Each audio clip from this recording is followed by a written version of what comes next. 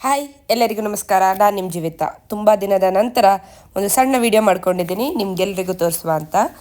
ಇವತ್ತಿನ ರೆಸಿಪಿ ಬಂದುಬಿಟ್ಟು garlic bread. ಸ್ವಲ್ಪ ಡಿಫ್ರೆಂಟಾಗಿ ಮೇ ಬಿ ನನ್ನ ವರ್ಷನ್ ಅಂತ ಹೇಳ್ಬೋದು. ಗಾರ್ಲಿಕ್ ಬ್ರೆಡ್ ಅಂದಮೇಲೆ ಬೇಕಾಗಿರೋ ಸಾಮಗ್ರಿ ನಿಮ್ಗೆ ಆಲ್ರೆಡಿ ಗೊತ್ತೇ ಇದೆ. ಒಂದು ಒಣಮೆಣಸು, ಹಾಗೆ ಒಂದು ಸ್ವಲ್ಪ ಬೆಳ್ಳುಳ್ಳಿ, ಸ್ವಲ್ಪ ಉಪ್ಪು ಹಾಕಿ ಆದಮೇಲೆ ತರ್ತರಿಯಾಗಿ ರುಬ್ಕೊಳ್ಳೋಣ. ಅದಾದಮೇಲೆ ಅದಕ್ಕೆ ಒಂದು ಸ್ವಲ್ಪ ತುಪ್ಪ ಹಾಕಿ ಚೆನ್ನಾಗಿ ಮಿಕ್ಸ್ ಮಾಡಿಕೊಂಡ್ರೆ ಗಾರ್ಲಿಕ್ ಮಿಶ್ರಣ ರೆಡಿಯಾಗಿರ್ತದೆ. ಇದನ್ನ ಚೆನ್ನಾಗಿ ಮಿಕ್ಸ್ ಮಾಡ್ಕೊಂಡ ನಂತರ ನಮಗೆ ಇನ್ನೇನೇನು ಬೇಕು ಅಂದರೆ ಒಂದು ಸ್ವಲ್ಪ ಚೀಸು, ಹಾಗೆ ಒಂದು ಸ್ವಲ್ಪ ಮಯನೀಸ್ ಇದ್ದರೆ ಹಾಕ್ಕೊಳ್ಬೋದು, ಇಲ್ಲಾಂದರೆ ಸ್ಕಿಪ್ ಮಾಡ್ಬೋದು. ಹಾಗೆ ನಾನಿಲ್ಲಿ ಉಪಯೋಗಿಸಿರೋದು ಮಿಲ್ಕ್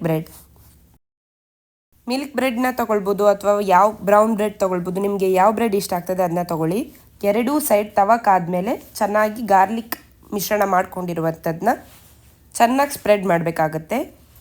ಫಸ್ಟ್ ಒಂದು ಸೈಡ್ ಹಾಕಿ ಚೆನ್ನಾಗಿ ಕಾದ ನಂತರ ಇನ್ನೊಂದು ಸೈಡ್ಗೂ ಕೂಡ ಹಾಕಿ ಸ್ವಲ್ಪ ಚೆನ್ನಾಗಿ ಕಾಯಲಿಕ್ಕೆ ಬಿಟ್ಕೊಳ್ಳಿ. ಎರಡೂ ಸೈಡ್ ನಮಗೆ ಈ ರೀತಿ ಕಲರ್ ಬರಬೇಕು.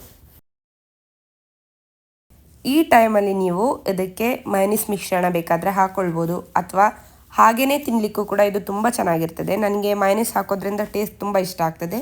ಅದಕ್ಕೆ 1-2 ಚಮಚದಷ್ಟು ಮಯನೀಸ್ನ ಸ್ಪ್ರೆಡ್ ಮಾಡ್ಕೊಳ್ತಾ ಇದ್ದೀನಿ.